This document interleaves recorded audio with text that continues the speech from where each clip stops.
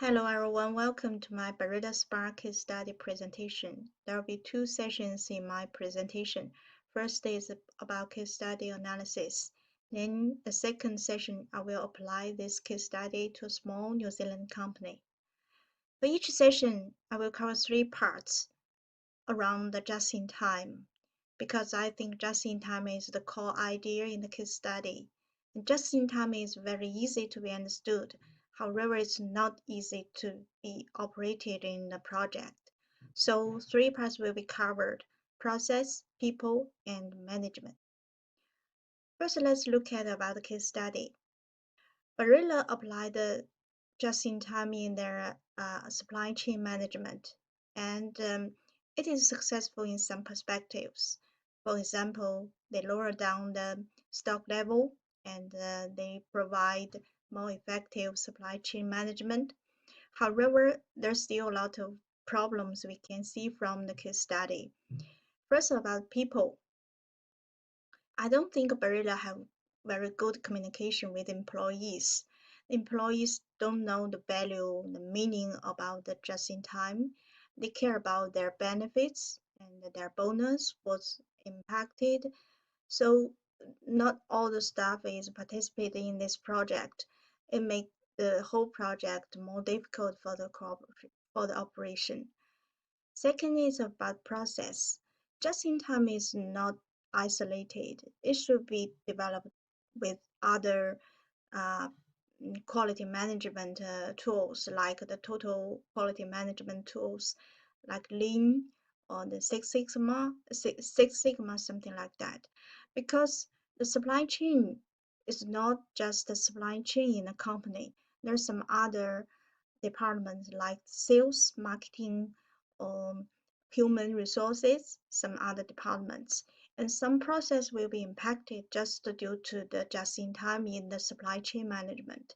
For example, the sales order and the price scheme process, all these processes impacted just because of the supply chain, the product supply process.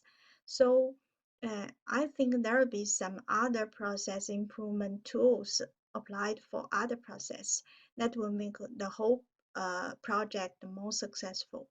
Then about management, as we know, all the companies will have the different business partners, upstream like the vendors, and downstream that's like the customer, the dealers.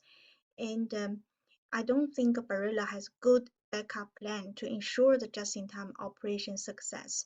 For example, during the operation, there's some problems or difficulties from the data, from the system, from the operation. So I didn't see some backup plan because that's a new project. We should have some backup plan to ensure the operation success. After the case study, let's go to the adaptation.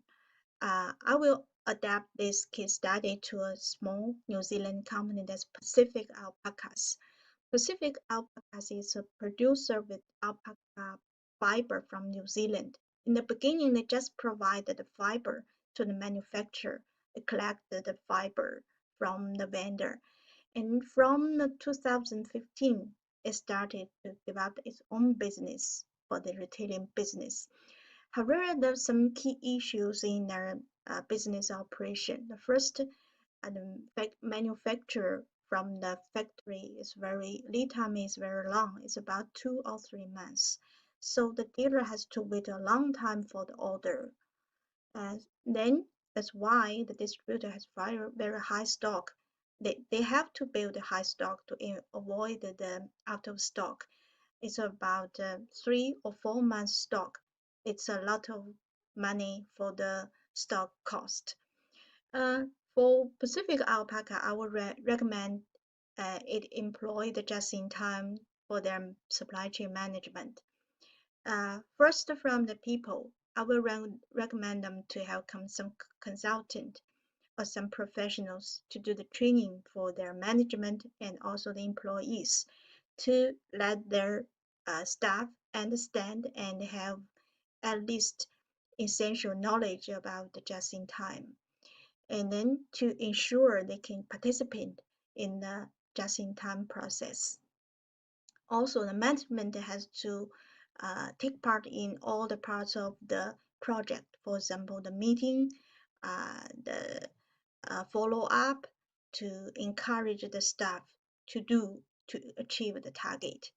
About the process, except for the just-in-time, I think the team should evaluate the impact from the just-in-time, some potential impact, and then they should combine all the potential issues together to see if they should have some other project or other process needs to be updated as well.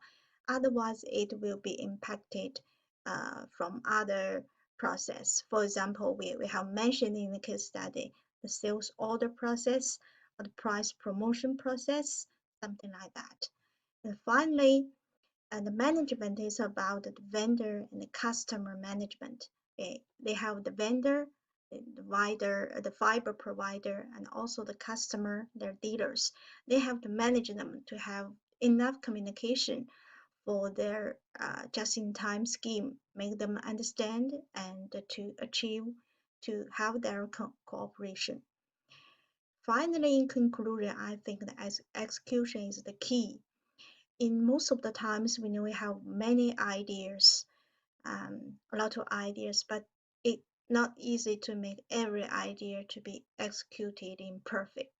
So I think for each project, execution is key. The idea is not just talk, talk, talk. You have to do. So execution is important for all the projects. Thank you for my presentation.